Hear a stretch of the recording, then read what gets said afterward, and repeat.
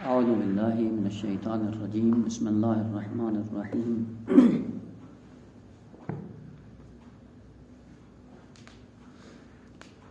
الف لام میم ذالک الکتاب لا ریب فیہ ھدی للمتقین الذین یؤمنون بالغیب ویقیمون الصلاة ومما رزقناہم ینفقون والذین یؤمنون بما انزل الیک وما انزل من قبلک وبالآخرۃ هم یوقنون۔ سلسلہ کلام اوصاف متقین میں جاری تھا۔ چوتھی صفت جو خالق کائنات نے بیان فرمائی صاحبان تقویٰ کے لیے وہ یہ ہے کہ ایمان رکھتے ہیں ہر اس چیز پر جو پیغمبر کی طرف نازل کی گئی ہے اور جو پیغمبر سے پہلے نازل کی گئی۔ امت محمدی اور دوسری امم میں فرق یہ ہے کہ پہلی امتیں 3 چیزوں کے پابند تھے۔ بئی معنی کہ جس نبی کی امت تھے، مثلا فرض کریں حضرت موسیٰ علیہ السلام کی امت، تو ان کی 3 ذمہ داریاں تھیں۔ ایک، خود حضرت موسیٰ علیہ السلام پہ بھی ایمان لائیں، اور جو حضرت موسیٰ علیہ السلام سے پہلے والے انبیاء ہیں ان پر بھی ایمان لے کے آئیں، اور جو حضرت موسیٰ کے بعد میں آنے والے ہیں ان پر بھی ایمان لانا ضروری تھا ان کے لیے۔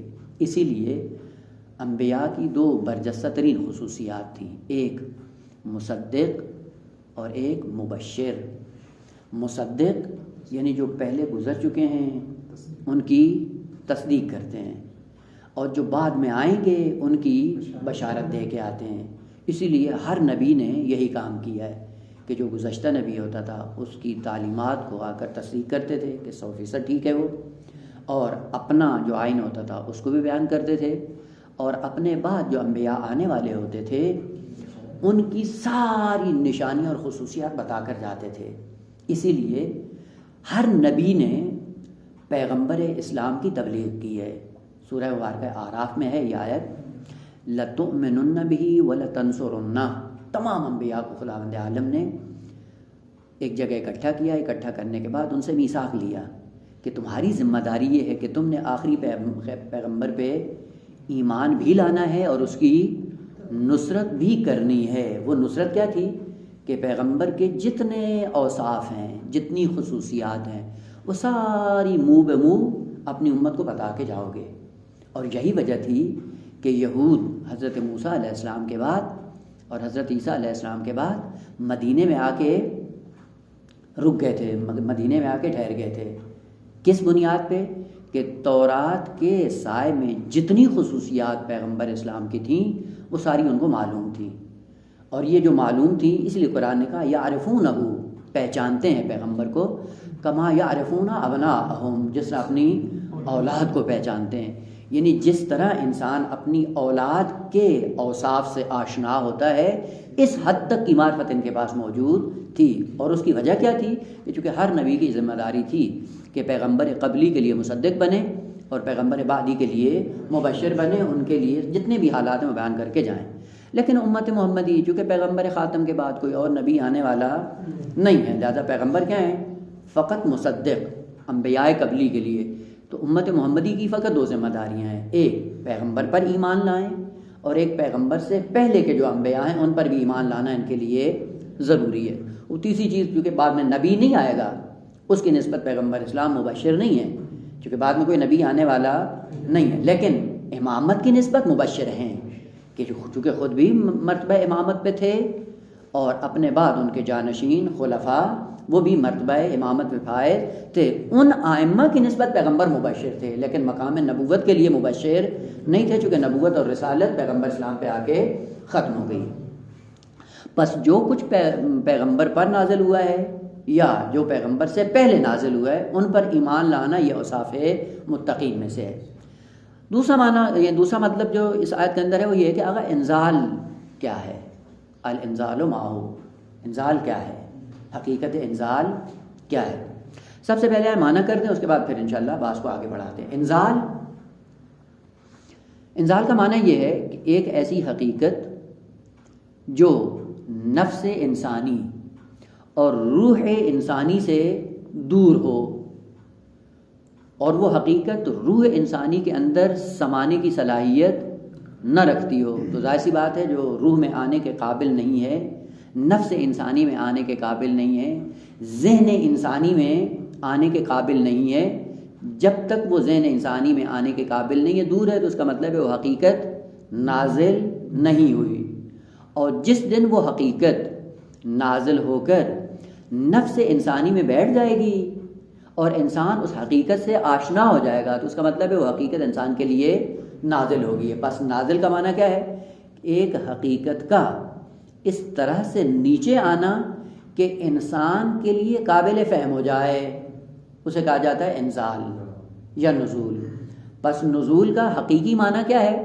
ایک ایسی حقیقت جو انسان کے نفس سے خارج ہے، وہ انسان کے نفس کے اندر سما جائے اور انسان کے لیے قابل ادراک ہو جائے۔ جب قابل ادراک ہوگی تو اس کا مطلب وہ حقیقت نازل ہو گئی ہے۔ اور اگر ادراک انسانی سے بالاتر ہو، انسان کے فہم سے بالاتر ہو، تو اس کا مطلب وہ حقیقت نازل نہیں۔ میں ایک چھوٹی سی مثال عرض کروں، مثلا اس وقت جو بہت سی ایسی ابحاث ہیں کہ جو انسان کے لیے قابل حل ہیں اور بعض ایسی ہیں جو قابل حل نہیں۔ کتنے ایسے سوالات ہیں اعتقادات کی دنیا میں یا فقہی مسائل میں یا منطقی فلسفی کلامی، بہت سے ایسے مسائل ہیں کہ جو انسان کی دسترس سے باہر ہیں، یعنی اس کے لیے قابل ادراک نہیں۔ مثلا مسئلہ یہ کہ مادہ کیا ہے اور صورت کیا ہے۔ وہ مادہ اور صورت فلسفے میں اس کی حقیقت کیا ہے، اور مادہ اور صورت کی علم طبیعت میں اس کی حقیقت کیا ہے، خوب ابھی ذہن میں نہیں ہے۔ یہ حقیقت ہمیں معلوم، بس اس کا مطلب یہ حقیقت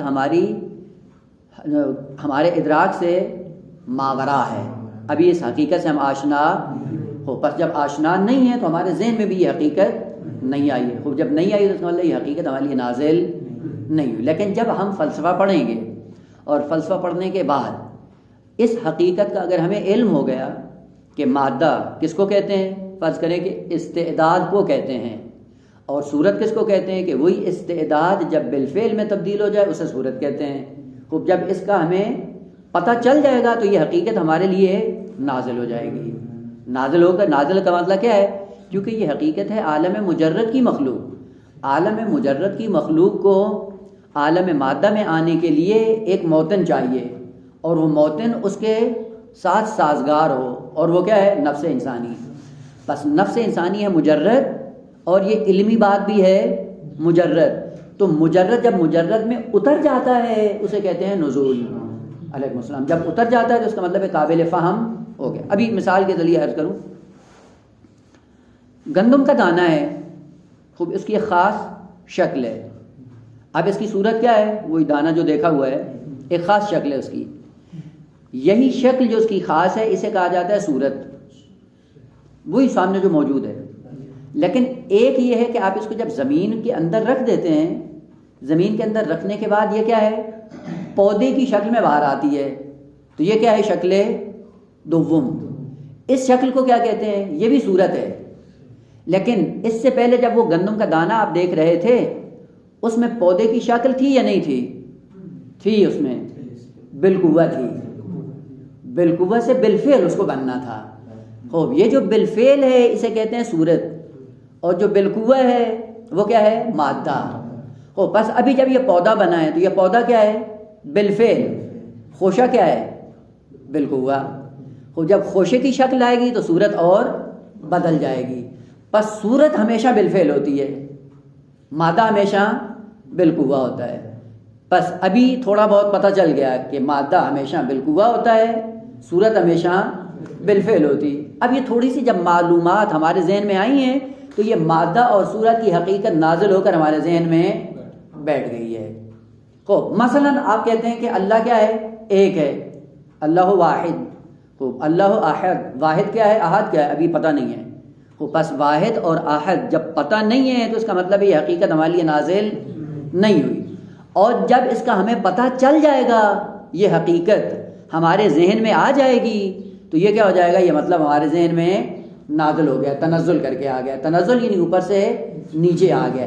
اسی لیے آپ معمولاً جو مثال کے طور پہ عرض کرتے ہیں وہ یہ ہے کہ کبھی کبھی آپ فرض کریں کہ جاتے ہیں آپ تبلیغات کے لیے اور عوام کے سامنے جا کر دین کو بیان کرنا شروع کرتے ہیں اور دین کی چند اصطلاحیں استعمال کرتے ہیں اور ان اصطلاحوں کا ان عوام کو یا لوگوں کو پتہ نہیں ہوتا، تو جب آپ گفتگو کر رہے ہوتے ہیں تو لوگوں کے پلے کچھ بھی نہیں پڑ رہا ہوتا، تو پھر وہ کیا کہتے ہیں، مولانا صاحب تھوڑا سا نیچے آئیں، ہاں یہ اوپر سے گزر رہی ہے، یعنی ہمارے ذہن میں نہیں آ رہی، تو آپ کیا کریں، نیچے آئیں۔ تو اس کا مطلب یہ نہیں ہوتا کہ آپ ممبر سے اٹھ کے نیچے بیٹھ جائیں پھر ان کو سمجھ آ جائے گی، نہ، تنزل کریں، یعنی اپنے اس علمی مطلب کو اتنا آسان کر کے بیان کریں کہ ہمارے ذہن میں بھی بیٹھ جائے۔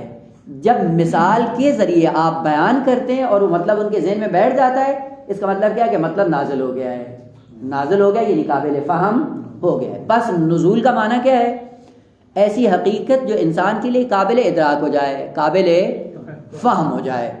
جس دن قابل فہم ہو جائے گی اسی دن وہ حقیقت آپ کے لیے نازل ہو جائے گی۔ یہی وجہ تھی کہ یہ قرآن کہاں پہ تھا، مقام لدن میں۔ وہ جب مقام لدن میں تھا ہمارے لیے قابل فہم تھا، قابل ادراک تھا، قطعاً قابل ادراک نہیں، ہماری دسترس سے باہر تھا۔ وہ جب ہماری دسترس سے باہر تھا اور ادھر سے یہ قرآن کس کے لیے آیا ہے، انسان کی ہدایت کے لیے، اور وہ پیغام ہدایت ہم مقام لدن سے نہیں لے سکتے ہیں، پھر کیا کیا خدا نے، اس قرآن کو تنزل دیا، نازل کیا۔ نازل کس طرح کیا، یعنی اتنا آسان بنایا کہ وہی حقیقت قرآنی ہمارے لیے قابل فہم ہو گئی۔ قابل فہم کیسے ہوگی، جب الفاظ کی صورت میں اس نے، خالق کائنات نے اس حقیقت کو نازل کیا، تو اب جب الفاظ کی شکل اس نے اختیار کی، اب ہمارے لیے ذرا برابر قابل فہم ہو گیا۔ اب ہمیں پتہ چلتا ہے کہ آمن الرسول بما انزل الیہ من ربہ، اس کا معنی کیا ہے، تلک الرسل فضلنا بعضهم علی بعض، سمجھ میں آتا ہے، یا انا انزلناہ فی لیلۃ القدر۔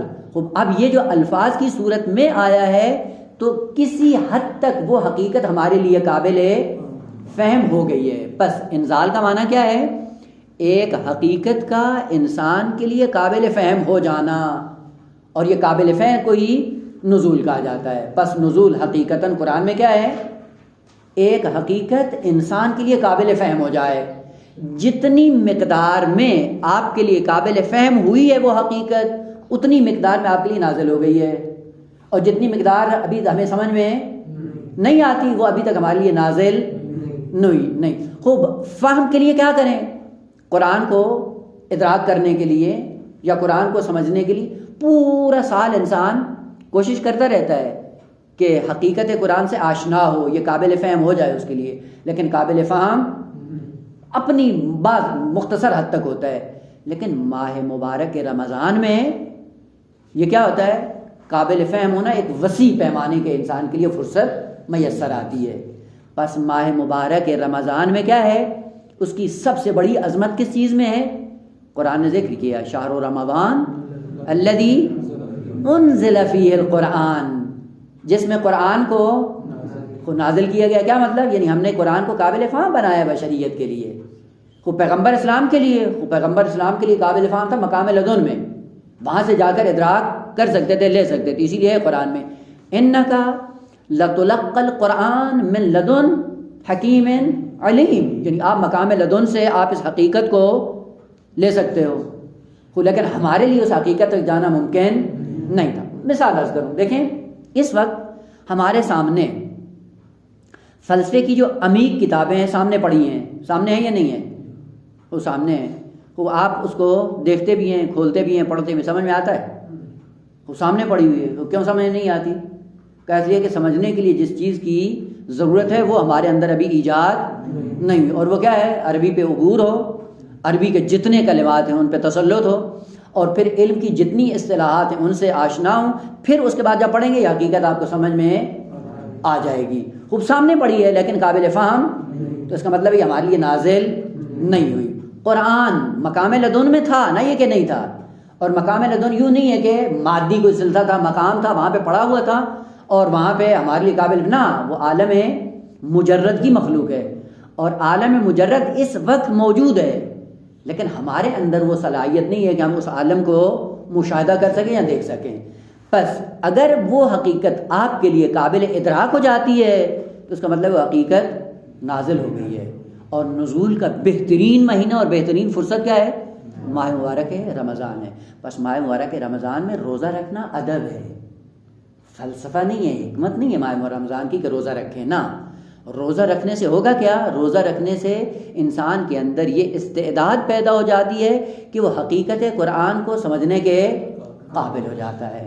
تو ماہ مبارک میں فہم قرآن پہ زیادہ زور دیں. اسی لیے کہا جاتا ہے تلاوت کریں کثرت کے ساتھ. وہ کثرت کے ساتھ تلاوت کرنے میں ثواب مل جائے گا، لیکن حقیقت قرآنی نازل نہیں ہوگی. لہٰذا کیا ہونا چاہیے ماہ مبارک رمضان میں؟ ماہ مبارک رمضان میں فہم قرآن کے لیے اپنے آپ کو تیار کریں، آمادہ کریں. اور اس آمادگی کا بہترین ادب کیا ہے؟ روزہ رکھنا ہے. یعنی جب تک پیٹ خالی نہیں ہوتا خیالات برے برے آتے ہیں. وہ پیٹ خالی ہوتا ہے، خیالات کی دنیا سو جاتی ہے. اس وقت عقل انسان کی بیدار رہتی ہے. جب عقل بیدار رہتی وہ سمجھنے کے زیادہ قابل ہوتی. اب آئے مثلا آپ نے دعائے ابو حمزہ سمالی پڑھ لی. کیا کہا شروع میں؟ پہلا ہی جملہ الہی لا تؤدبنی بعقوبتک. وہ پڑھا ہم نے، یہاں سے شروع کی اور آخر میں ختم کر دی. ختم کرنے کے بعد کیا ہوا جی؟ بڑے خوش ہو جاتے ہیں آج تو ہم نے اتنا ثواب بٹور لیا ہے. وہ سوال یہ کہ یہ کلمہ سمجھ بھی آیا یا نہیں آیا؟ کیا کہہ رہے ہیں امام سجاد علیہ السلام؟ الہی لا تؤدبنی بعقوبتک. وہ کیا سمجھ میں آیا ہے؟ کچھ بھی سمجھ میں نہیں آیا. خوب جب تک سمجھ میں نہیں آیا اس کا مطلب ہے یہ دعا ہمارے نفس میں نازل. خوب جب اس کی حقیقت سے آشنا ہو جائیں گے یہ کلمہ ہمارے لیے نازل ہو جائے گا. اور نزول کے لیے کیا ہے؟ افراد بشری تین طرح سے ہیں. افراد بشری کو لانا ہے راہ ہدایت پہ، اور راہ ہدایت پہ کسی شخص کو لانے کے لیے تین طریقے ہیں. ایک طریقہ کیا ہے؟ ڈنڈا. اردو میں کہتے ہیں نا لاتوں کے بھوت باتوں سے نہیں مانتے. ایک راستہ ہے ڈنڈا، سختی، تہدید، خوف، ڈرانا دھمکانا. اس کے ذریعے کیا کیا جاتا ہے؟ انسان کو راہ راست پہ لایا جاتا ہے. جس طرح مدارس میں آج کل ہوتا ہے یہی کام. وہ کیا ہے؟ غیرحاضری لگ جائے گی، معدل کم ہو جائے گا، پروندہ معلق ہو جائے گا، اقامہ خم، ناشتہ بند. یہ کیا ہے؟ یہ ایک لسان ہے جسے کہا جاتا ہے لسان خوف، لسان انذار، لسان تحدید. خوب ادب کر سکتے ہیں آپ، لیکن ادب کرنے کا راستہ کیا ہے؟ عقوبت، ڈنڈے کا زور. ایک دفعہ ہوتا ہے کہ ادب کرنا ہے آپ کو، راہ راست پہ لانا ہے، ہدایت کرنی ہے. ہدایت کرنے کے لیے دوسرا راستہ کیا ہے؟ تشویق، بشارت، لالچ. اور وہ کیا ہوتا ہے؟ ثواب. کیا کیا؟ مثلا آپ پڑھ رہے ہیں مدرسے میں تو کیا ہوتا ہے؟ کلاسوں میں آیا کریں، جس کی حاضریاں پوری ہوں گی اتنا پیسہ دیں گے. یہ لالچ کی بنیاد پہ کیا ہے؟ پھر آپ رائے مستقیم پہ چلنے جائیں. یہ دوسرا راستہ ہے. یہ دونوں راستے حقیقت بشریت سے جدا ہیں، یعنی حقیقت انسانیت سے جدا ہیں. انسانیت کا راستہ کیا ہے؟ کہ اگر آپ کو آنا ہے صراط مستقیم پہ، محبت کے سائے میں آئیں. اگر محبت کے سائے میں آتے ہیں، یہ محبت انسانیت کے ساتھ سازگار ہے. مثلا اس لیے کہا جاتا ہے کہ نماز شب ایک اہم ترین عمل ہے انسانی زندگی میں. وہ کیا ہے؟ کہ جب بھی انسان نماز شب کے لیے بیدار ہوتا ہے تو یہ صرف محبت کے سائے میں بیدار ہوتا ہے. خوف نہیں ہے، لالچ بھی نہیں. خوف کیوں نہیں ہے؟ وہ اگر ترک کرتے ہیں خدا نے نہیں کہا میں جہنم میں ڈال دوں گا، جہنم کا خوف نہیں ہے. اور واجب بھی نہیں ہے. نہ واجب ہے نہ حرام. واجب اور حرام سے ہٹ کے ہے.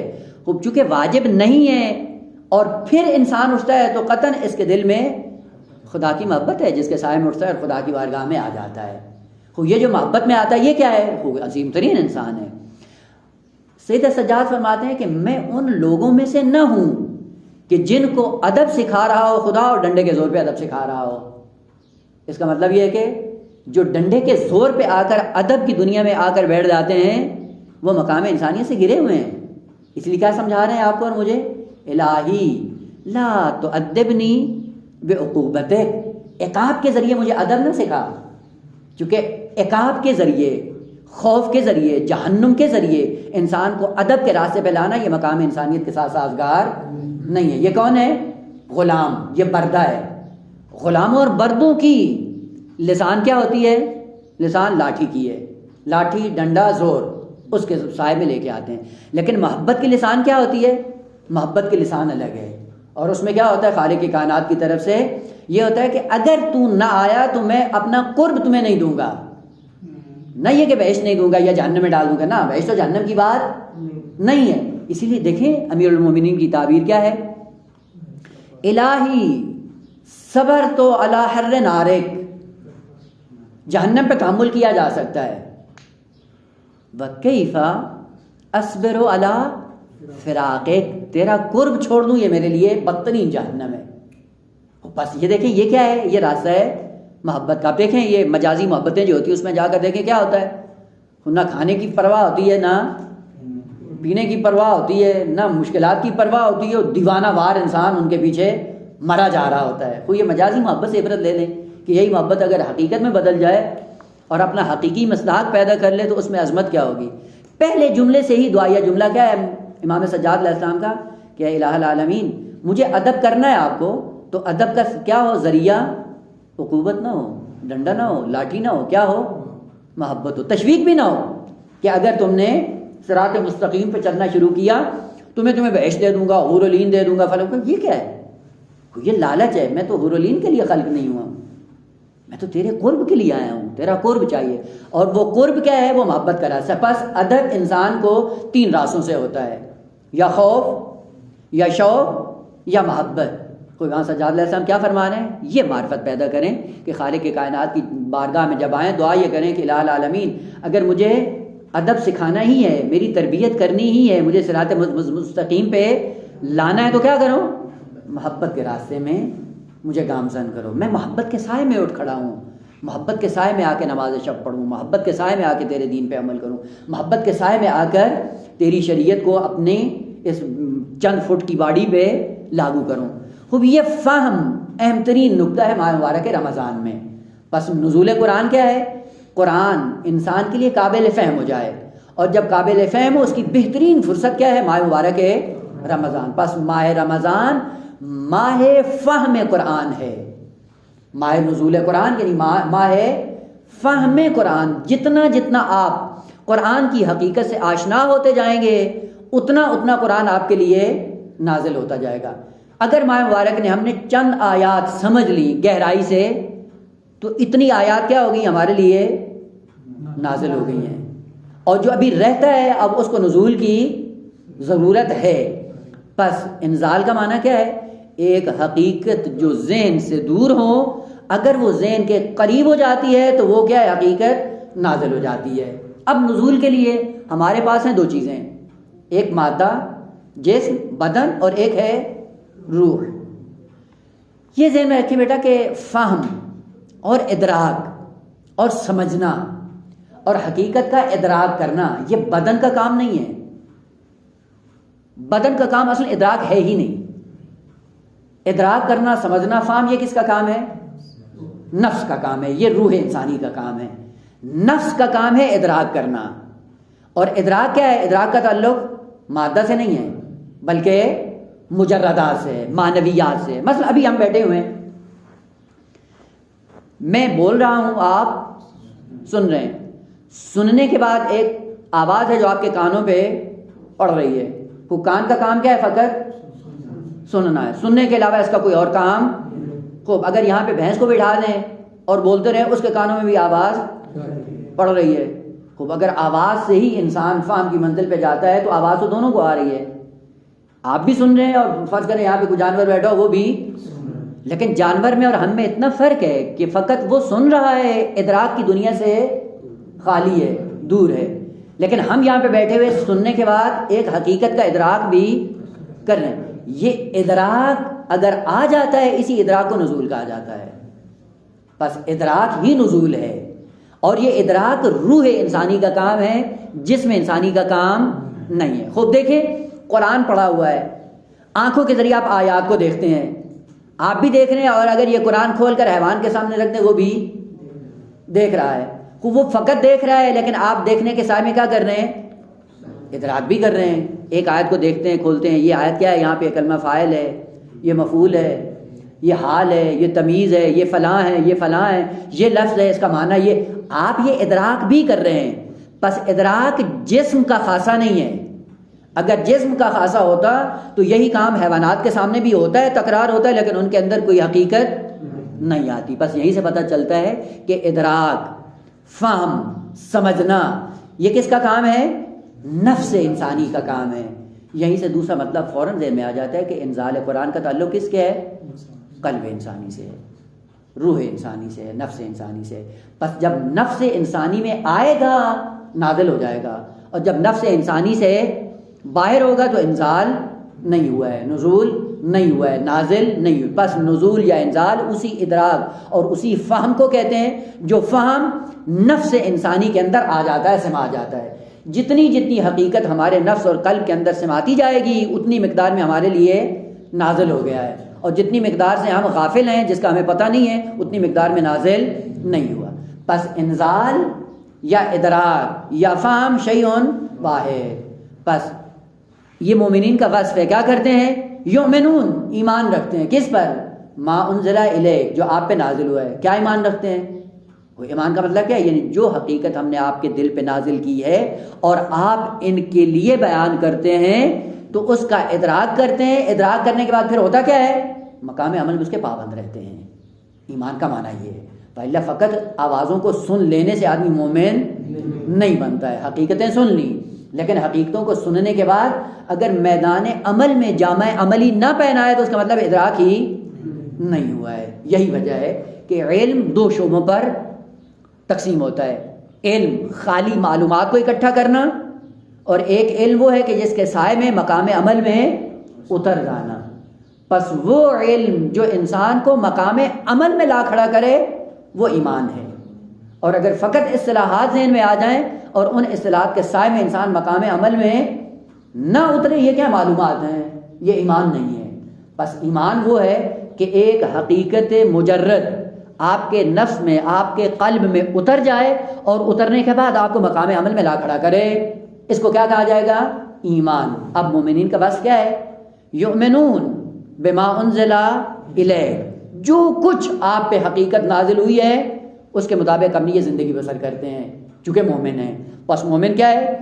مقام عمل میں انہی حقائق کو سب سے پہلے اپنے دل میں جگہ دیتا ہے، قابل فہم ہو جاتی ہیں، اور اس کے بعد آہستہ آہستہ ان کو مقام عمل میں اظہار کرتا ہے. مثلا پتہ چل گیا کہ اگر غیبت حرام ہے، اور غیبت کا اثر یہ ہے کہ انسان کے نامہ اعمال کو دیمک کی طرح کھا جاتی ہے. اگر ہم نے اپنے اعمال کو بچا لیا، غیبت سے بچ گئے، اس کا مطلب ہے ہم اس علم پر ایمان لے کر آ گئے ہیں. اور ایمان یہی ہے کہ اگر اس کو تھوڑا سا میں نے چھوا تو میرے اندر جو صفحہ نفس ہے وہ سارا مٹ جائے گا. اب مٹانے سے اپنے آپ کو جب محفوظ کرتا ہے اس کا مطلب حقیقت ایمانی سے سرشار ہو گیا ہے. اسی لیے دو کلمے اور بھی ہیں. خداوند اعلیٰ فرماتا ہے انا انزلناہ فی لیلۃ القدر، یا انا انزلناہ فی لیلۃ مبارکہ. قرآن کیا ہے کہ ہم نے اس کو لیلہ مبارکہ میں نازل کیا، یا اس کو لیلۃ القدر میں. اب نازل کا معنی کیا ہوا ہے؟ اب جو ذہن میں تصورات ہیں اس کو آپ نکال دیں. کیا ہے؟ ہم نے اس حقیقت کو نازل کیا، یعنی آپ کے لیے قابل فہم بنایا. اور یہ قابل فہم آپ کے لیے ممکن نہیں تھی جب تک کہ یہ حجاب اور پردے میں نہ رہتی. اگر پردے سے اس کو نکال لیا جائے، بغیر پردے کے اگر ہم اس کو آپ کی طرف نازل کریں تو آپ کا دماغ ہی پھٹ جائے گا، جل جائے گا، جل کے راکھ ہو جائے گا. اسی لیے کیا ہے؟ فلما تجلی ربہ للجبل خر موسیٰ صاعقا. حضرت موسیٰ نے کیا کہا کہ اپنے آپ کو دکھاؤ، تو خدا نے کیا کہا کہ موسیٰ مجھے دیکھنے کے لیے ایک خاص صلاحیت چاہیے. میں اپنی ایک تجلی کرتا ہوں پہاڑ پہ، اگر اس کو تم نے مشاہدہ کر لیا پھر اگلے قدم کے لیے آ جانا. اور اگر وہ پہلا قدم برداشت نہ کر سکے تو اس سے آپ کو یقین ہو جانے کہ مرتبہ بالا کے لیے بھی آپ کے اندر استعداد. وہ خدا نے تجلی کی، مانا کروں گا ابھی، جب تجلی کی خدا نے پہاڑ پہ، اصل پہاڑ ہی ریزہ ریزہ ہو گیا. اور جیسے اس تجلی کو مشاہدہ کیا حضرت موسیٰ علیہ السلام بے ہوش ہو گئے. بے ہوش نہ ہو گئے، مدہوش ہو گئے. یہ جملہ ذرا تعبیر بعد بات کروں گا. بے ہوشی کبھی بھی معصومین کے لیے نہیں ہوتی ہے، مدہوشی ہے. اب وہ مانا کروں گا بعد میں. وہ خر موسیٰ صاعقا، مدہوش ہو گئے. اور مدہوش ہونے کے بعد فلما افاق، بعد میں ایسا ایسا جب آئے تو کیا کہا کہ نہیں، واقعاً خالق کی کائنات آپ بہتر ہی جانتے ہیں کہ آپ کو کیا کرنا ہے. اگر مثال کے ذریعے عرض کرنا چاہیں، دیکھیں نور ہے، یہ مادی نور بھی، مادی نور مثلا ابھی جو بجلی ہے نور ہی ہے نا. جب یہ بجلی ٹرانسفارمر میں ہو یا وہ بڑی بڑی جو مین تاریں گزر رہی ہوتی ہیں ان کے اندر نور ہوتا ہے یا نہیں ہوتا ہے؟ نظر آتا ہے. پھر کیا کرتے ہیں؟ اگر آپ اسی تار کو جا کے پکڑ لیں تو کیا ہوگا؟ ننگی تار کو ہو بس پھر پتہ ہے کیا ہونا ہے. وہ پھر کیا کریں؟ کہا اس کو اگر 10 میں لانا ہے تو کیا کرو؟ کہا اس کو حجاب میں ڈالو. حجاب کیا ہے؟ پلاسٹک کا سہارا لیں, پلاسٹک کے اندر سے تار کو گزاریں. اب وہ پلاسٹک اوپر کیا ہو جاتا ہے؟ حجاب, پردہ ہے. اور یہی پردہ معنی بن جاتا ہے اس حقیقت کو سمجھنے سے. چونکہ یہ حجاب آ گیا, حجاب معنی بن گئے, اس لیے آپ تار کو پکڑ لیتے ہیں پلاسٹک کی, اس کے اندر سب کچھ ہوتا ہے لیکن آپ کے اندر کوئی اثر نہیں آتا. کیوں نہیں آتا؟ چونکہ بیچ میں پردہ آ گیا. خالق کی کائنات نے فرمایا یہ حقیقت قرآن اگر بغیر حجاب کے ہوتی تو اثر کیا ہوتا؟ جو حضرت موسیٰ علیہ السلام کا ہے وہ پوری بشریت کا ہوتا. لہذا ہم نے کیا کیا؟ اس کو حجاب میں بند کیا. حجاب میں بند کرنے کے بعد آپ کے ہاتھ میں دے دیا. اور وہ حجاب کیا ہے؟ بہت سے حجاب تھے, ایک پردہ نہیں, کئی ایک پردے تھے. مقام لدن میں بالکل بغیر پردے کے تھا. وہاں سے کتاب مکنون میں آیا پہلا پردہ, لوح محفوظ میں آیا دوسرا پردہ, اور قلب جبرائیل پہ آیا یہ تیسرا پردہ, قلب پیغمبر پہ آیا یہ چوتھا پردہ, قلب پیغمبر سے الفاظ کی شکل میں آیا یہ پانچواں پردہ. اور اس قسم کے کئی ایک حجابات ہیں, اور سب حجابات کو کھولنے کے بعد آپ جب حقیقت قرآن سے متصل ہوں گے, وہاں سے اگر قرآن کو آپ نے دریافت کیا تو وہاں پہ حقیقت قرآنی آپ کے لیے واضح ہو جائے گی. اور وہ اس دنیا میں عقلی اعتبار سے ممکن ہے, لیکن واقع ہونے کے اعتبار سے کسی کی دسترس میں ہمارے لیے پہلا پردہ ہی ہم چاک نہیں کر سکتے ہیں. پہلا پردہ کون سا؟ یہی الفاظ کا. یہ الفاظ کا پردہ ہی ہمارے لیے قابل فہم نہیں ہے. جب سے کہ بقیہ حجابوں کو انسان دیکھیں, مثال عرض کروں, عین دوپہر کے ٹائم سورج جب اپنا تمام عروج پہ ہوتا ہے, آپ اپنی اس آنکھ کو اٹھا کر اس کو دیکھ سکتے ہیں؟ حقیقت کو نہیں دیکھتے ہیں. پھر کیا کرتے ہیں؟ اگر اس وقت آپ کو دیکھنا پڑے تو کیا کریں گے؟ کون سی اینک لگاتے ہیں؟ کالی. وہ کالا پردہ اپنے آگے لگاتے ہیں. پھر کیا ہوتا ہے؟ وہ کالی اینک لگا کر آپ اس حقیقت کو جب دیکھتے ہیں تو کیا ہوتا ہے؟ اس حجاب کی وجہ سے پورا نور آپ کی آنکھوں میں نہیں آتا. کیوں نہیں آ رہا ہے؟ کہ یہ پردہ معنی بن گیا ہے. اگر یہ پردہ نہ ہو آنکھ اندھی ہو جائے گی. وہ پردہ لگاتے ہیں, پردے کی وجہ سے ہوتا کیا ہے؟ اس کی حقیقت آپ پہ چھپ جاتی ہے, واضح نہیں ہوتی ہے.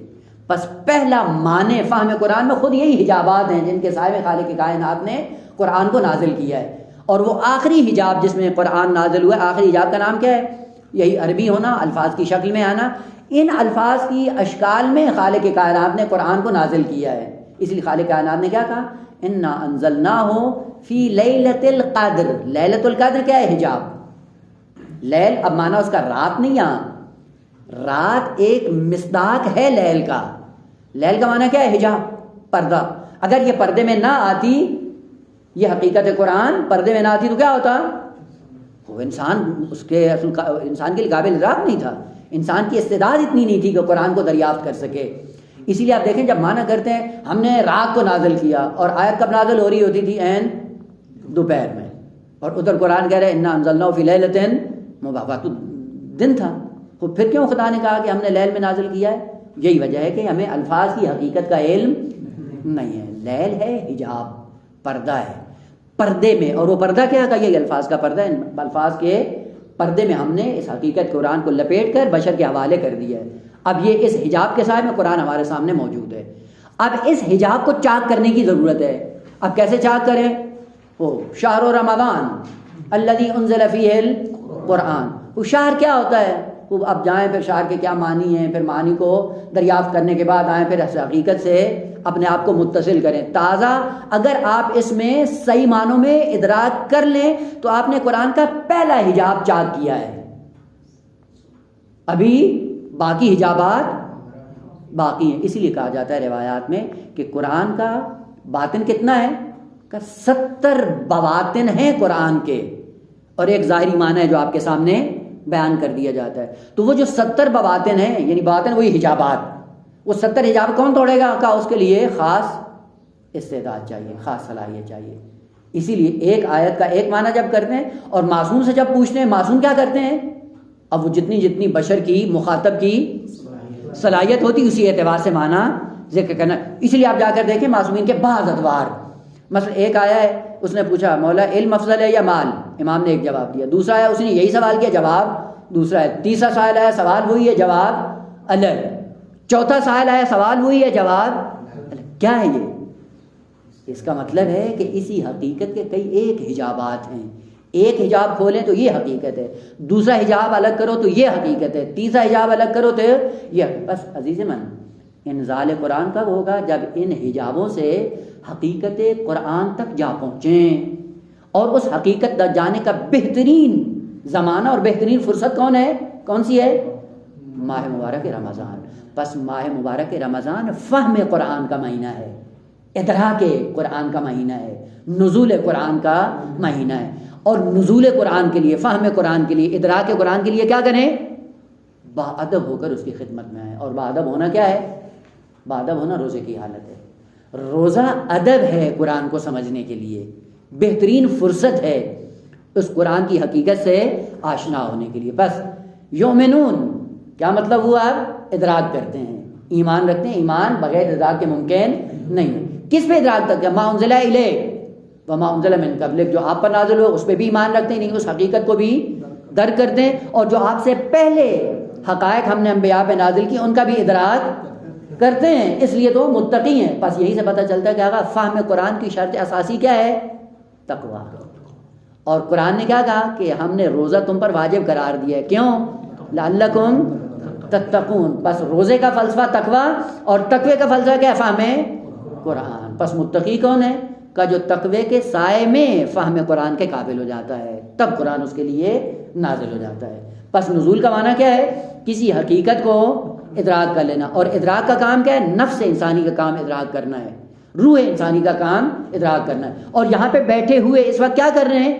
یہ ادراک کا کام ہو رہا ہے. یعنی یہاں پہ بیٹھے ہوئے مادیت کا استعمال بھی ہے, اور ساتھ ساتھ میں معنویت کا کام بھی یہیں پہ چل رہا ہے. اور وہ کیا ہے؟ کان کو استعمال کر رہے ہیں, زبان کو استعمال کر رہے ہیں, آنکھ کو استعمال کر رہے ہیں, اور ان کے پیچھے ادراک کا سلسلہ جاری اور ساری. بس یہاں پہ بیٹھے ہوئے آپ عالم مجرد سے مرتبط ہیں. اور وہی ارتباط کیا ہے؟ ضعیف ترین ارتباط کیا ہے؟ کہ آپ ادراک کی دنیا میں حقائق کو دریافت کر رہے ہیں. یہی حقائق کو دریافت کرنا ہی نزول ہے آپ کے لیے, یہی حقائق سے آشنا ہونا ہی نزول ہے آپ کے لیے. پس نزول کیا ہے؟ ایک حقیقت جو انسان کے نفس سے باہر ہے, اس کی دسترس سے باہر ہے. اگر وہ انسان کی دسترس میں آ جائے تو وہ حقیقت آپ کے لیے نازل ہو جائے گی. خوب, اب یہ نزول کیا ہے؟ نزول پھر دو طرح سے ہوتا ہے. کبھی نزول مادی ہے اور کبھی معنوی ہے. یا دوسرے الفاظ میں اب وہی اصطلاح استعمال کروں, کبھی نزول تجلی کی صورت میں ہے اور کبھی تجافی کی صورت میں ہے. تجافی کس سے نکلا ہے؟ جوف سے. اجوف پڑھا ہوا ہے نا, صرف میں پڑھاتے ہیں ہمیں, ایک مثال ہوتی ہے اور ایک اجوف اور ایک ناصر. اجوف کو اجوف کیوں کہتے ہیں؟ جوف ہوتا ہے درمیان, خود درمیان میں اس کو پھر اجوف کیوں کہتے ہیں؟ کیونکہ درمیان میں مریض ہو جاتا ہے. کیونکہ حروف علت کیا ہوتے ہیں؟ علت کہتے ہیں مرض کو, بیماری کو. اور وہ جب درمیان میں بیماری آتی ہے تو اندر سے آدمی کیا ہو جاتا ہے؟ مریض ہو جاتا ہے. اس کو کہتے ہیں جوف, یعنی وسط خالی ہے. جب وسط خالی ہو, کیوں خالی ہے؟ یعنی حرف اصلی وہاں پہ نہیں ہے, مریض ہے. اس مریض کا علاج کرو, کیا کرو کہ حرف علت کو وہاں سے نکال دو, اصلی کلمہ رکھو تو یہ کیا ہو جائے گا؟ صحیح و سالم. خوب, صحیح و سالم بننے کے لیے بیماری کو اندر سے نکال کے باہر پھینکیں. پس جوف تجافی مرض ہے جو درمیان میں ہوتی ہے, اور اس کی وجہ سے کیا ہوتا ہے؟ انسان اپاہج ہو جاتا ہے. تجافی اس کو کہتے ہیں. تجلی اس کے مقابلے میں, تجلی کیا ہے؟ جلوے سے. جلوہ کیا ہوتا ہے؟ یعنی ایک شے ہے جو کئی جگہ پہ ہے, اور ہر جگہ میں ہونے کے بعد اس کا جلوہ ہر جگہ پہ موجود ہے, اس کا عکس, اس کی تصویر ہر جگہ پہ موجود ہے. اب وہ جتنے اس کے مواطن ہیں, ہر موطن میں وہی حقیقت موجود ہے, لیکن جس موطن میں ہے اس موطن کے حساب سے ہے. پس نزول کبھی ہوتا ہے تجافی صورت میں. تجافی کیا مطلب؟ یعنی اگر ایک شے ایک جگہ پر ہے, وہاں سے اٹھ کر اگر دوسری جگہ پہ جاتی ہے تو پہلے والی جگہ جوف خالی ہو جاتی ہے, فاصلہ آ جاتا ہے, پھر وہاں پہ نہیں ہوتی. جب دوسری جگہ پہ پہنچتی ہے تو وہاں پہ اپنا ڈیرا لگا لیتی ہے, لیکن پہلی جگہ پہ نہیں ہوتی. مثلا ابھی آپ مدرسے سے چل کے آئے, مدرسہ فیضیہ میں, خوب, آپ کا وجود پہلے کہاں پہ تھا؟ اپنے مدرسے میں، اپنی خوابگاہ میں، جب وہاں سے چل کے آئے یہاں پہ بیٹھ گئے تو اب آپ کا وجود وہاں پہ ہے. اسے کیا کہا جاتا ہے؟ تجافی. یعنی ایک شے ایک جگہ پہ ہو سکتی ہے، اگر دوسری جگہ پہ جائے گی تو پہلا مکان کیا ہو جائے گا؟ جوف خالی ہو جائے گا، جگہ اس کی. یا جیسے خالق کائنات فرماتا ہے کہ ہم نے آسمان سے پانی برسایا، بارش برسائی، وہ بارش برسانے کے بعد ہوا کیا ہے؟ یہی پانی کا قطرہ پہلے کہاں پہ تھا؟ آسمان پہ، بادلوں میں تھا. وہ جب وہاں پہ تھا تو زمین پہ، وہ جب خدا نے برسا کر زمین پہ بھیج دیا تو وہاں پہ نہیں ہے. یہ بھی نزول کا ایک طریقہ ہے. اس کو کہا جاتا ہے نزول بصورت تجافی. پس نزول تجافی کیا ہوتا ہے کہ ایک چیز جب ایک موطن میں ہو، اگر وہاں سے اتر کر نازل ہو کر دوسری جگہ پہنچتی ہے تو پہلی والی جگہ خالی ہو جاتی ہے، اس لیے اس کو کہا جاتا ہے نزول تجافی. اور ایک ہے نزول بصورت تجلی. تجلی کا مطلب یہ ہے کہ ایک چیز اپنے موطن میں ہوتے ہوئے دوسری جگہ منتقل ہو جاتی ہے.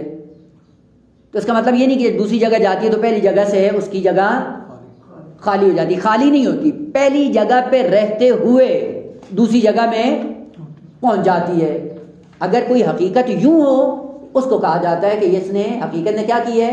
تجلی کی ہے. نزول تجلی کی صورت میں، یعنی وہاں بھی ہے یہاں بھی ہے. لیکن فرق کیا ہے کہ جب وہاں پہ ہے اس کا اثر کچھ اور ہے، جب تجلی کر کے دوسری جگہ پہ جائے گی اس کا اثر بدل جائے گا، کچھ اور ہو جائے گا. مثال عرض کروں، دیکھیں آپ کے ذہن میں بھی علم ہے، کچھ جتنی بھی معلومات ہیں بالآخر جتنی بھی ہیں ابھی ان کو معین نہیں کرنا کہ کیا کیا ہے، بالآخر معلومات کا ایک ذخیرہ ہے آپ کے ذہن کے اندر بیٹھا ہوا ہے.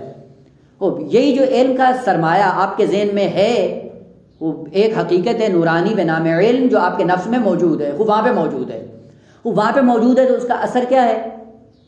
اس کا اثر یہ ہے کہ مجھے اور آپ کو پتہ نہیں ہے کہ آپ کے ذہن میں کتنی معلومات ہیں، کیونکہ ہم آپ کے ذہن کو نہیں پڑھ سکتے ہیں، کیونکہ ہماری دسترس میں آپ کی حقیقت نہیں ہے. لہٰذا ہمیں نہیں پتا آپ کے نفس میں کتنا علم بیٹھا ہوا ہے، آپ کی نیت کیا ہے، آپ کا ارادہ ہے، مجھے نہیں معلوم ہے. کیوں معلوم نہیں ہے؟ کیونکہ میری دسترس سے آپ باہر ہیں. یہ علم ہے وہاں پہ، لیکن اس کا اثر کیا ہے کہ آپ کے اطراف میں جتنے بھی بیٹھے ہوئے ہیں ان کو پتہ نہیں. پس پہلا اثر یہ ہے کہ جب تک علم آپ کے نفس میں ہے ہمیں پتہ نہیں ہے کہ آپ کی حقیقت کیا ہے. پس یہ کیا ہے؟ علم مکنون، مکنون چھپا ہوا. یہ علم مکنون ہے یعنی ہے، حقیقت ہے، موجود ہے، لیکن ہمیں اور آپ کو پتہ. اسے کہا جاتا ہے علم مکنون، جس کا کسی کو پتہ. حقیقت ہے، آپ پتہ چلا تھوڑا. قرآن کیا تھا؟ کتاب مکنون، یعنی ایک مرحلے میں تھا قرآن، لیکن قرآن مکنون تھا، یعنی کسی کو معلوم نہیں تھا. خوب اب آئیں آگے کیا کریں؟ اسی علم کو جو آپ کے نفس میں بیٹھا ہوا ہے آپ دوسروں تک منتقل کرنا چاہتے ہیں. منتقل کرنے کے بعد پہلا راستہ کیا ہوتا ہے؟ تکلم. کلام کے ذریعے، الفاظ کے ذریعے آپ علم کو دوسروں تک پہنچاتے ہیں. اب پہلا سوال کہ جب آپ زبان سے ان معلومات کو دوسروں کے لیے بیان کرتے ہیں تو کرنے کے بعد وہی علمی معلومات ہیں جو آپ کے نفس میں یا کچھ اور ہے؟ وہی ہے، مطالب وہی بیان کر رہے ہیں اور انہی مطالب سے ہی مخاطب آپ کو پہچان رہا ہے. خوب جب آپ نے کلام کے ذریعے، الفاظ کے ذریعے اسی حقیقت کو دوسروں کے لیے بیان کیا تو اب بیان کرنے کے بعد اب دیکھیں آپ کے نفس سے غائب ہو گیا وہ علم یا ہے ابھی بھی باقی ہے نا؟ اور زبان پہ جو جاری کیا ہے کون سا ہے؟ وہی ہے جو آپ کے نفس میں. عجیب، علم دو جگہ پہ آ گیا، نفس میں بھی ہے، زبان پہ بھی ہے. الفاظ کی شکل بھی اس نے اختیار کر لی اور الفاظ کی شکل اختیار کرنے کے بعد آپ کے نفس سے غائب، بلکہ اثر کیا ہے اس کا؟ بڑھتا جا رہا ہے. اور یہی وجہ ہے بیٹا مجردات کے لیے جو قانون ہے کہ مجردات تجلی کی صورت میں بڑھتے جاتے ہیں، کم نہیں ہوتے ہیں. یہ مادیت کی خصوصیت ہے جو خرچ کرنے سے کم ہوتا ہے. مجرد کی خصوصیت یہ ہے کہ جو خرچ کرنے سے کم نہیں ہوتا ہے، بڑھتا ہے. اسی لیے آپ جا کر دیکھیں خداوند عالم کے لیے جب دعاؤں میں آپ اوصاف بیان کرتے ہیں کہ اے الہ العالمین تیری ذات ایسی جواد ہے کہ جس کے جود کے بعد اضافہ ہی ہوتا ہے، کم نہیں ہوتا. کیوں؟ چونکہ ذات مجرد ہے. ذات مجرد کا قانون یہ ہے کہ جب خرچ کریں گے بڑھتا چلا جائے گا، کم نہیں ہوگا. اس لیے دائم الفضل علی البریہ ہے اور اس کے فیض میں کوئی کمی نہیں آتی. خوب یہی علم آپ کی زبان پہ آیا, آپ نے زبان سے جاری کیا, جو سامنے بیٹھے ہوئے تھے انہوں نے سن لیا اور ان کو پتہ چل گیا کہ آپ کے اندر کتنی صلاحیت تھی, کتنی معلومات تھی, کتنے حقائق تھے. جب زبان پہ آیا تو یہ کیا ہے؟ یہ تجلی ہے. یعنی اسی حقیقت نے ایک دوسرا لباس پہنا اور دوسرا لباس پہننے سے اس کی حقیقت کیا ہے اب بدل گئی. اور وہ کیا تھی؟ جب تک نفس میں تھا کسی کو خبر, جب زبان پہ آیا تو جو سامنے بیٹھے ہوئے تھے ان کو پتہ چل گیا کہ آپ کتنے پانی میں ہیں. خوب بس یہ اثر کیا ہوا ہے؟ اسی تجلی کا. خوب اب یہاں سے تھوڑا سا اور آگے چلے جائیں. خود جو سامنے بیٹھے ہیں محدود, ان کو پتہ چل جائے گا, لیکن وہ نسلیں جو ابھی یہاں پہ نہیں ہیں یا جو بعد میں آئیں گی وہ بھی ہمارے علم سے فیض یاب ہو سکتے ہیں یا نہیں ہو سکتے ہیں. اس کا طریقہ کیا ہے کہ آپ اس کو کتابت کے ذریعے لکھ کے چھوڑ جائیں. جب بھی وہ آئیں گی اور ہماری کتاب اٹھا کر پڑھیں گے ان کو پتہ چل جائے گا کہ آپ کتنے پانی میں تھے. یہ کیا ہے؟ وجود کتوی. یہ تیسرا وجود ہے اسی علم کا, اسی علم کا تیسرا وجود. اب جب آپ کتابت کرتے ہیں تو صفحہ نفس مٹ جاتا ہے یا نہ؟ وہاں بھی ہے, سب کچھ ہے. بس ایک حقیقت کئی مقامات پہ ہو سکتی ہے, اور اگر کئی مقامات پہ ہو اور تینوں میں وہی حقیقت ہو, آثار اس کے بدل جائیں, اس حقیقت کو کہا جاتا ہے کہ اس حقیقت نے کیا کی ہے؟ تجلی کی ہے. اب سوال یہ تھا کہ قرآن جو نازل ہوا ہے یہ نزول آیا تجافی کی صورت میں ہے یا تجلی کی صورت میں ہے؟ جواب کیا ہے؟ یہ تجلی کی صورت میں ہے. یعنی جب مقام لدن میں تھا, مقام لدن سے خالق کائنات نے اس کو کیا کیا؟ تنزل دیا, نیچے لے کے آئے. کیسے؟ کتاب مکنون تک, اس سے لوح محفوظ تک, پھر قلب جبرائیل پر, قلب جبرائیل سے قلب پیغمبر پر, قلب پیغمبر سے الفاظ کی شکل دے کر ہمارے ہاتھوں میں دے دیا. تو ایک ہی حقیقت ہے جو اتنے مواطن میں موجود ہے, کم نہیں ہوئی ہے, ختم نہیں ہوئی ہے. بس یہ نہ کرو کہ جب مقام لدن سے نیچے آئی تو اس کا مطلب ہے مقام لدن سے غائب ہو گئی. نا, وہاں پہ بھی ہے, چونکہ وہاں پہ تھی اس کا اثر کچھ اور تھا. جب کتاب مکنون میں آئی تو کیا ہے؟ اب بعض مخلوقات کے لیے قابل فہم ہو گئی. کتاب مکنون سے نیچے آئی پھر ان مخلوقات کے لیے قابل فہم ہو گئی. اور جب قلب پیغمبر پہ آئی تو اس کے لیے اور قلب پیغمبر سے الفاظ کی شکل, اب کیا ہے؟ پوری بشریت کے لیے قابل فہم ہو گیا. پس نزول کا معنی کیا ہے کہ ایک چیز متعدد مقامات پر ہو اور متعدد مقامات پہ ہونے کے بعد وہ ایک ہی حقیقت ہو, لیکن جیسے جیسے اپنا موطن وہ بدلتی جائے گی اس کے ساتھ ساتھ اس کا اثر بھی بدلتا جائے گا. وہ قرآن جو نازل ہوا ہے آپ پر اور جو آپ سے پہلے حقائق ہم نے نازل کیے ہیں, متقی کیا کرتے ہیں؟ ان پر ایمان رکھتے ہیں. پس نزول قرآن, البتہ عرض کیا تھا کہ فقط ما انزل الیک میں فقط قرآن شامل نہیں, مثال کے طور پہ عرض کیا ہے. بلکہ حدیث قدسی بھی کیا ہے؟ ما انزل الیک. عام حدیث بھی کیا ہے؟ ما انزل الیک. اور متقی کیا ہے؟ سب پہ ایمان رکھتا ہے, قرآن ہو, حدیث قدسی ہو یا عام حدیث ہو پیغمبر کی, سب پہ ایمان رکھتا ہے. یہ کہاں سے آئے ہیں مطالب علمی اور یہ حقائق نوری کہاں سے آئی ہیں؟ خالق کائنات کی طرف سے آئی ہیں تنزل کی صورت میں. اور تنزل کا معنی کیا؟ قابل فہم ہونے کے لیے ضروری تھا کہ اس حقیقت کو اتنے مواطن سے گزار کر آخری لباس الفاظ پہنا کر بشریت کی دسترس میں دے دیا جائے, اور پھر بشریت اس کو سمجھنے کے بعد جادہ ہدایت پہ گامزن ہو جائے. بس انزال یعنی قابل فہم ہونا, اور انزال پہ صورت تجلی ہونا, اور تجلی کی صورت میں ایک ہی حقیقت ہے جو کئی ایک مقامات پر موجود ہے, اور ہر مقام پہ موجود ہونے کے بعد اس کی اپنی خاص ایک اپنی حقیقت ہے اور خاص اثر ہے. اس اثر کے ساتھ اب پتہ چلتا ہے کہ آقا قرآن ہم تو پہلے حجاب کو نہیں توڑ سکے ہیں, پہلے حجاب کو چاک نہیں کر سکے, اور ابھی تو اس کے اتنے مواطن باقی ہیں کہ جن تک دسترسی ابھی ہمارے لیے ممکن نہیں ہے. اس لیے کہا جاتا ہے کہ قرآن جب عالم محشر میں پہنچیں گے تو قرآن اپنی اصلی شکل میں آئے گا تو کیا ہوگا؟ کہ بیکر نیا ہی نیا, اصلا کسی نے کچھ چھوا ہی نہیں ہوگا. عجب, یہ حقیقت تھی جس سے ہم محروم تھے. وہ وہاں پہ اگر وہ عیاں کر دی جائے تو اس وقت ہمیں کوئی فائدہ فائدہ یہیں پہ ہے کہ یہاں پہ ان حجابوں کو توڑ کر اس حقیقت سے اپنے آپ کو متصل کرو تاکہ کل قیامت کے دن معیت قرآن میں زندگی بسر کر سکو. اسی لیے معصوم کا ایک وجود عالم مادم ہے. ہم سمجھتے ہیں کہ شاید پوری حقیقت معصوم کی یہی ہے نا عزیز من, یہ ایک جلوہ ہے معصوم کا عالم مادم میں, اور حقیقت معصوم کیا ہے؟ قرآن کی طرح ہے. وہ قرآن ناطق ہے اور یہ قرآن صامت ہے. دونوں اسی طرح تجلی کرتے کرتے کرتے عالم مادہ میں آ پہنچے ہیں. دونوں کا قانون ایک ہے. اس لیے پیغمبر اسلام کی حدیث کیا بتاتی ہے کہ انی تارکن فیکم الثقلین یا ثقلین، یہ دونوں حقیقتیں کہ لن یفترق، ہرگز ان میں افتراق ممکن، جتنے مراتب قرآن کے ہیں اتنے مراتب انہی کے ہیں۔ جو قرآن کو سمجھنے کی شرائط ہیں وہ معصوم کو درک کرنے کی شرائط۔ اگر قرآن کے لیے کہا خدا نے کہ لا یمسہ الا المطہرون، تو پھر ان کے لیے کیا ہے؟ لا یمسہ الا المطہرون، بھلے پاک و پاکیزہ ہوں تاکہ معصوم کی معیت حاصل ہو سکے۔ خوب بات کو سمیٹیں، وہ یہ ہے کہ متقین کا وصف چہاروں کہ انزال حقائق پر جو خالق کائنات نے نازل کی ہیں ان پر کیا رکھتے ہیں؟ ایمان رکھتے ہیں۔ اور انزال اب مانا ہو گیا کہ انزال کیا ہے؟ یعنی قابل فہم ہونا۔ قابل فہم کس لیے ہوتے ہیں؟ کہ اگر حقیقت اپنے موطن میں ہو ہمارے لیے قابل فہم نہیں، جیسا کہ مثال عرض کی، جب تک علم آپ کے ذہن میں دوسروں کے لیے قابل فہم، پھر کیا کرو؟ کہا اپنے علم کو نازل کرو۔ نازل کرنے کا ایک طریقہ کیا ہے؟ زبان پہ لاؤ۔ دوسرا طریقہ کیا ہے؟ کہ کتبی صورت میں اس کو لکھ کر چلے جاؤ۔ یہ کیا ہے؟ انزال۔ بس انزال کیا ہے؟ اپنے ہی علوم کو دوسروں کی سطح میں قرار دینے کے لیے آپ یہ طریقہ اپناتے ہیں، اسی طریقے کو عربی میں انزال کہا جاتا ہے، اور یہ انزال بصورت تجلی ہے۔ آخری مطلب اور وہ وبالآخرۃ ہم یوقنون، اور آخری صفت کہ آخرت پر کیا رکھتے ہیں؟ یقین۔ دیکھیے بیٹا، اب شاید یہ آج کا جلسہ آخری ہو، بعد میں ممکن ہے فرصت نہ ہو سکے، اور ماہ مبارک کے بعد ممکن ہے اس کو آگے بڑھائیں اس سلسلے کو۔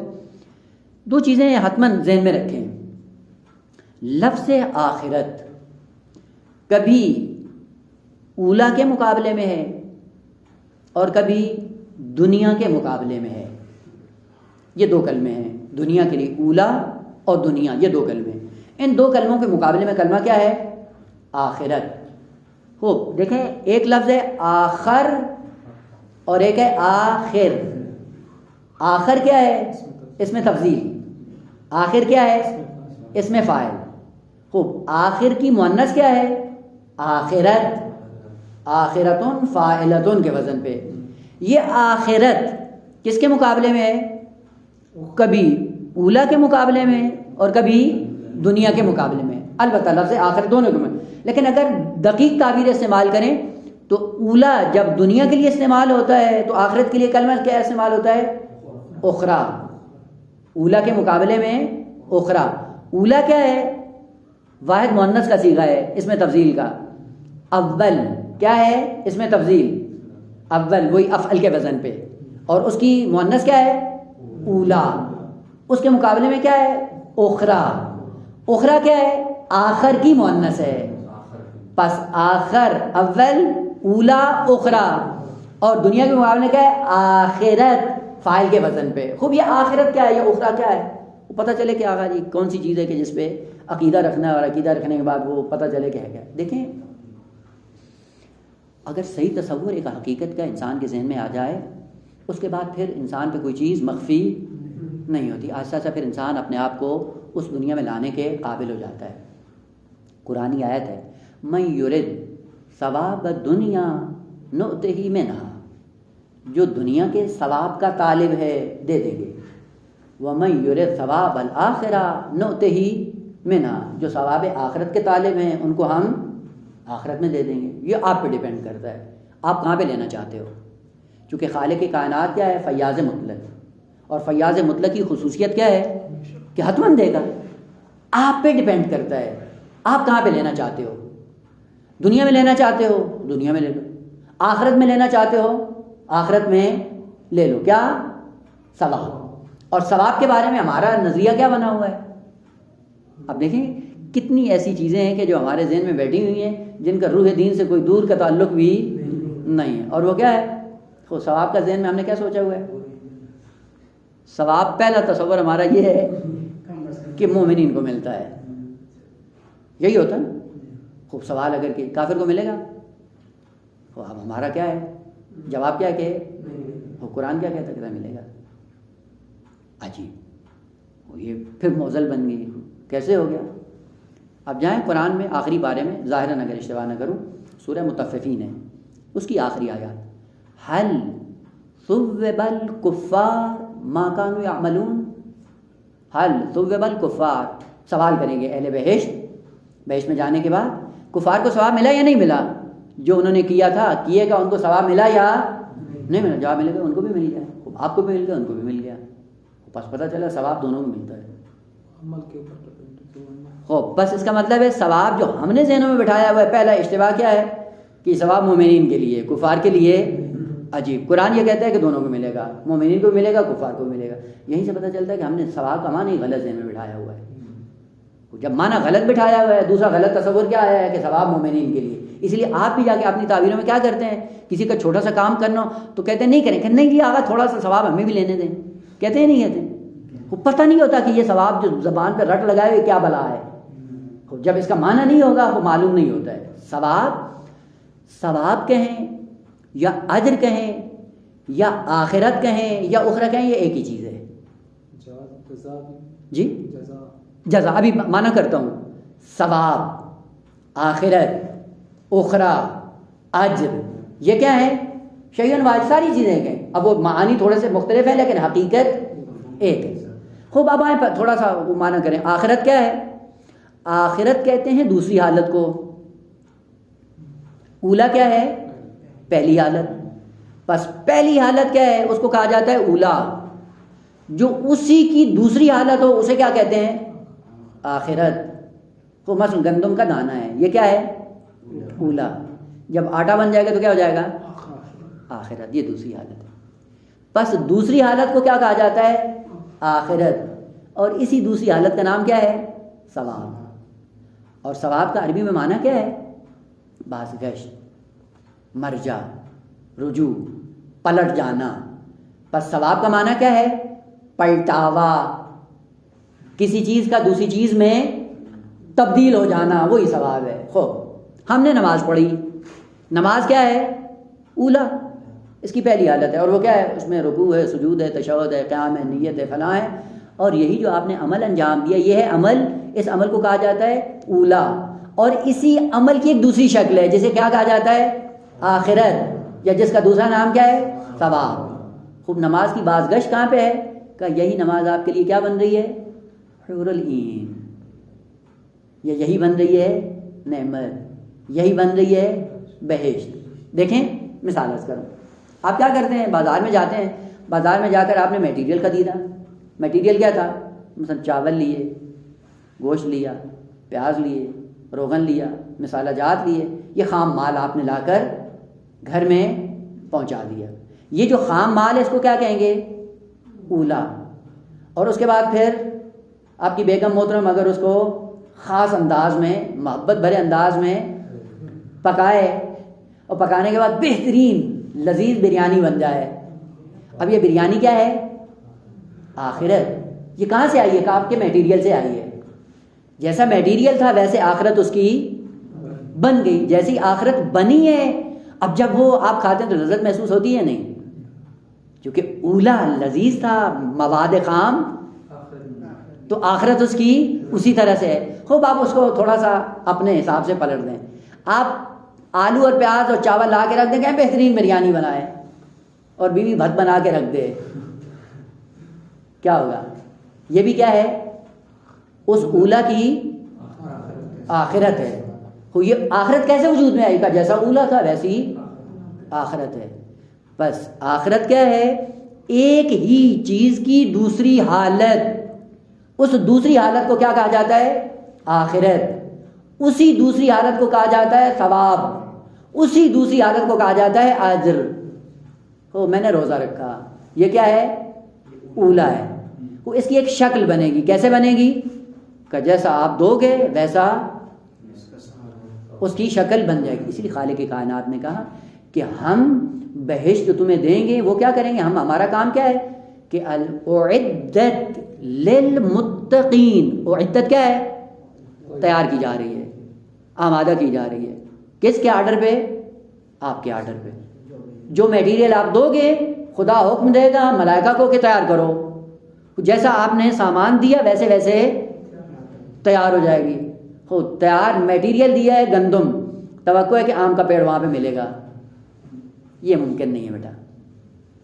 جو کچھ اولا کی صورت میں آپ دے رہے ہیں وہی آخرت کی صورت میں آپ کو مل جائے۔ اب تھوڑا سا اپنے اوپر غور کریں کہ جو ہم عبادتیں کرتے ہیں یہ عبادتیں بہشت بنائیں گی؟ اب توقع ہمیں کیا ہے کہ اس ٹوٹی پھوٹی نماز پہ بہشت ملے گی، حور و لین ملے گی. اولا سے آخرت جو بنے گی وہ اولا کو دیکھتے ہوئے بنے گی. جیسا اولا ہے ویسی ہی آخرت ہے.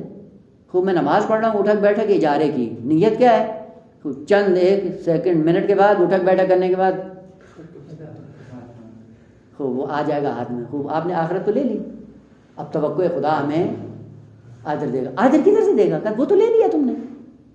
جب لے لیا ہے بس جیسی اولا ہے ویسی آخرت ہے. اسی آخرت کا دوسرا نام کیا ہے؟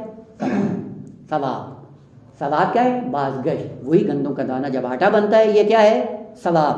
یہی کیا ہے؟ آخرت. یہی کیا ہے؟ اجر. آٹا بننے کے بعد کیا ہوا؟ روٹی بنائی. روٹی کیا ہے پھر؟ آخرت. ثواب. اجر.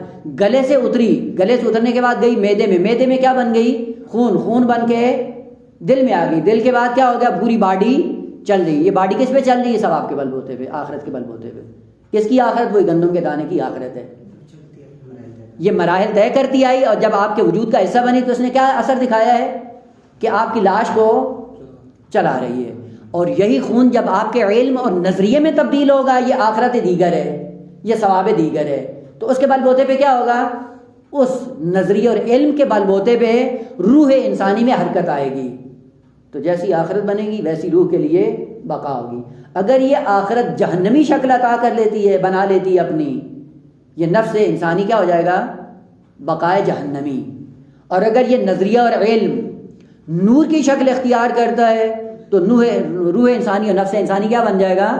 نور. اور نور کے بل بوتے پہ کیا رہے گا؟ باقی رہے گا. دیکھیں عزیز، قرآن کو سمجھنے کے لیے واقعاً تھوڑا بہت ٹائم نکالیں. اب سمجھ میں آتا ہے کہ سید الشہداء نے جب فرمایا کہ میری بات کا جب ان پہ اثر نہیں ہو رہا میدان کربلا میں، تو کیا ہوا ہے؟ ملئت ابدانہم من الحرام. حرام کا لقمہ ہے جو ان کو مجھ سے دور کر رہا ہے. اگر حرام کا لقمہ نہ ہوتا تو یہ کوئی حبیب ہوتا، کوئی مسلم ہوتا، کوئی مسلم ابن اوسجہ ہوتا، کوئی علی اکبر ہوتا، کوئی جناب عباس ہوتا. خوب لقمہ حلال کی تاثیر دیکھیں، اور لقمہ حرام نے کہاں لا کر کھڑا کیا ہے.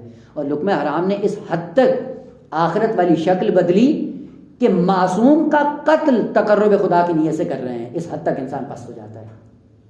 بس آخرت پہ توجہ رہے کہ آخرت کیا بنا رہے ہیں.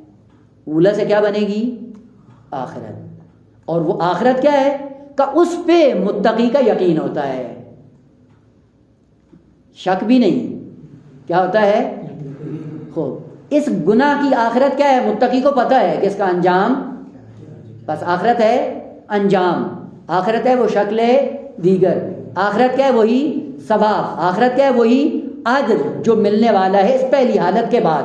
وہ دوسری حالت وہ کیا ہے؟ وہ آپ کے ہاتھ میں نہیں ہے. وہ کس کے ہاتھ میں ہے؟ خدا کے ہاتھ میں. چونکہ آپ کا کام ہے بیج دینا اور خدا کا کام کیا ہے؟ بیج کو پروان چڑھانا. یہی پروان چڑھانا اس کا نام کیا ہے؟ آخرت ہے. اسی کا نام کیا ہے؟ ثواب ہے. وہی کیا ہے؟ اجر. اسی لیے خدا نے کہا من یرید ثواب الدنیا، جو دنیا میں لینا چاہتا ہے دوسری حالت کو دے دیں گے. بعض ایسے ہیں جو دین پہ عمل کرتے ہیں، کیا کہتے ہیں؟ خدا مال دے دے مل جاتا ہے، خدا عزت دے دے مل جاتا ہے، خدا شہرت دے دے. پورے دین پہ عمل کیا، یہ بٹورنے کے لیے نے دے دیا. وہ آخرت میں پہنچیں گے کیا ہوگا؟ صاف تم نے تو لے لیا. اور بعض ہیں کہا نہیں ابھی دنیا میں ہمیں نہیں چاہیے، جتنی بھی دنیا جیسے بھی ہوگی گزر جائے گی. خالق کائنات ہمارے اس آخرت کو محفوظ رکھ، جب ہم وہاں پہ آئیں ہمیں چاہیے. خدا نے کہا وہاں دے دیں گے، وہ ہمارا کام دینا ہے، جہاں تم لینا چاہتے ہو ہم دے دیں گے. اب آئیں وہ لوگ جو کہتے ہیں یا ہم حسین علیہ السلام کی مجلس میں جاتے ہیں پہلے طے کرتے ہیں، کہتے ہیں طے کرنا جائز ہے، خوب جائز ہے. آپ نے طے کرنے کے بعد کیا کیا؟ لے لیا نا اجر. خوب آخرت کیا ہے؟ اولا کیا تھا؟ تقریر کی. آخرت کیا ہے؟ پیسہ آپ کی جیب میں آ گیا. اولا کے بعد آخرت تو آپ کو مل گئی. خوب آپ منہ اٹھا کے خدا کی بارگاہ میں کیا لینے آئے ہو؟ بس یہ توجہ رہے. متقی کیا ہے؟ وَبِالْآخِرَةِ هُمْ يُوقِنُونَ. یقین کی حالت میں ہوتے ہیں آخرت کی نسبت. اور آخرت کی نسبت جس پہ یقین ہو اس کی علامت کیا ہے؟ کہ وہ متقی بن جاتا ہے. بس آخرت پہ یقین رکھنا یہ تقوی کی علامت ہے. اور تقوی کس میں ہوتا ہے؟ جس میں ہوگا وہ متقی کہلائے گا. بس آخرت کیا ہے؟ آخرت یہی دنیا میں آپ کے اعمال کی جو پہلی حالت ہے اس کو آپ انجام دیتے ہو، اور اس پہلی حالت سے دوسری حالت میں جو تبدیل ہوتا ہے وہ کس کا کام ہے؟ وہ خالق کائنات کا کام ہے۔ اور خدا کیا کہتا ہے؟ اعدت، فرشتوں کو حکم دیتا ہے تیار کرو، میٹیریل آ رہا ہے، اس میٹیریل کو بہترین شکلوں میں بدلنا شروع کر، اور وہ بدلتے رہیں گے، بنتا رہے گا، جب جائیں گے تو کیا کیا ہے؟ آپ کے آرڈر پہ آپ کے لیے سب کچھ وہاں پہ تیار ہو رہا ہے، جب وہاں پہ جائیں گے تو کیا ہوگا؟ وہ بہترین۔ دیکھیں دو طرح سے ہیں، بعض لوگ ہیں، یہ ہوتا ہے ہمارے ملکوں میں بہت زیادہ، جتنے بھی ہیں بیچاروں کے اندر چونکہ معرفت نہیں ہے، خدا نے خلق کیا تھا کہ آزاد مرد بن کے زندگی بسر کرو دین پہ، اور ہمارے یہاں کیا ہوتی، دوڑ لگی ہوتی کہ یا عربوں کے نوکر بنے یا یورپیوں کے جا کے نوکر بنے، یا یورپ میں دوڑ ہوتی ہے یا عربی ممالک میں نوکری کرنے کے لیے دوڑ جاتے ہیں، اور سمجھتے ہیں کہ ہم بڑے باعزت ہیں، وہاں پہ بدترین بردہ بن کر وہاں پہ کرتے ہیں، پیسہ بٹورتے ہیں۔ اب الگ بات ہے کہ یہ ایک الگ موضوع ہے، خوب وہاں پہ گئے، پیسہ کمانا شروع کر دیا، جتنا پیسہ کماتے ہیں آہستہ آہستہ پیچھے گھر بھیجتے رہتے ہیں، اور گھر میں بھیجنے کے بعد ان کے لیے ایک مکان، بہترین کوٹھی، محل تیار ہو رہا ہوتا ہے، اور جب وہاں پہ نوکری ختم کر کے واپس آتے ہیں محل پہلے سے تیار ہوتا ہے۔ یہ کس نے کروایا ہے؟ وہ اپنے پیسے سے اس نے کروایا، جب آیا تو آسانی سے زندگی بسر کر رہا ہے۔ لیکن بعض ہوتے ہیں جن کے پیچھے چور بیٹھے ہوتے ہیں، یا وہ خود چور ہوتا ہے، یا پہلے پیچھے بھیجتا نہیں ہے، یا جب پہلے پیچھے بھیجتا ہے تو وہ حرام خور ہوتے ہیں، مفت خور، اب وہ ان سے آنے سے پہلے ہی کھا پی کے بیٹھے ہوتے ہیں۔ جب وہ بیچارہ ریٹائر ہو کے آتا ہے دونوں ذلیل ہو جاتے ہیں، نہ اس کے پاس ہوتا ہے نہ ان کو، مفت خوروں کو عادت ہوتی ہے کام کرنے کی۔ اب کیا ہوگا؟ جو باقی زندگی گزارے گا ذلت کی زندگی ہے۔ خوب اگر آپ نے آخرت کے لیے کچھ بھیجا ہی نہیں ہے تو کیا بنے گا آپ کے لیے؟ آخرت ہوگی؟ آخرت کچھ بھی نہیں ہے۔ اسی لیے بھیجو، اپنے لیے بھیجو، اور یہی وجہ ہے کہ آقا جو راہ خدا میں دے دیتے ہیں وہ اپنے لیے بھیجتے ہیں، اور جو راہ خدا میں نہیں دیتے ہیں، اولاد کے لیے چھوڑ جاتے ہیں، وہ آپ کا حصہ وہ وہی کھا جائے گی، اور حساب کتاب آپ کو دینا ہوگا۔ بس آخرت کیا ہے؟ ثواب کیا بیٹا؟ ثواب ہر عمل کی شکل دوم، وہ شکل دوم کون بنا رہا ہے؟ خالق کائنات بنا رہا ہے، اور خالق کائنات فرشتوں کو معمور کیے ہوئے ہے، اور آپ آرڈر پہ ان کو معمور کیے ہوئے ہو کہ بناؤ ہمارے لیے آخرت۔ کیسے بنے گی؟ اب یہاں پہ ہوا ہے کہ جو کچھ آپ دیں گے اسی کے بلبوتے پہ آپ کی آخرت بنے گی۔ دیکھیں ہماری نیتیں کیسی ہوتی ہیں۔ اگر ہم نے راہ خدا میں صدقہ دینا ہے، میں نے کئی مرتبہ یہ مثال عرض کی، دو نوٹ ہوں، ایک نیا اور ایک پرانا ہو، ارزش کے اعتبار سے دونوں کی ارزش، وہ آپ خوب سے بات نہیں ہمارا دیکھیں، جب راہ خدا میں دینا ہو تو پرانا نوٹ دیں گے، قیمت میں دونوں میں کوئی فرق، لیکن یہ پرانا نوٹ دینا عکاسی کرتا ہے کس کی؟ ہمارے خوب سے باطنی کی، کہ باطن کتنا خبیث ہے ہمارا۔ اچھی چیز راہ خدا میں نہیں دیں گے۔ جب چیز پرانی ہو جاتی ہے، چلیں جی اب راہ ہے تو جائے، راہ خدا میں دو گے تو ملے گا کیا؟ کہ جو دے رہو وہی ملے گا۔ وَبِالْآخِرَةِ هُمْ یوقنون۔ اگر یقین ہے کہ اس کی دوسری حالت پلٹ کر ہمیں ہی ملنے والی ہے تو پھر ایسے دیتا ہے جیسے خدا چاہتا ہے، نہ ایسے کہ جو میں چاہتا ہوں۔ سلسلہ کلام میں بھی جاری ہے انشاءاللہ، اگر بعد میں فرصت ہوئی تو ہیں دو چار مطالب جس میں رہے گا ان شاء اللہ کریں گے۔ الحمدللہ۔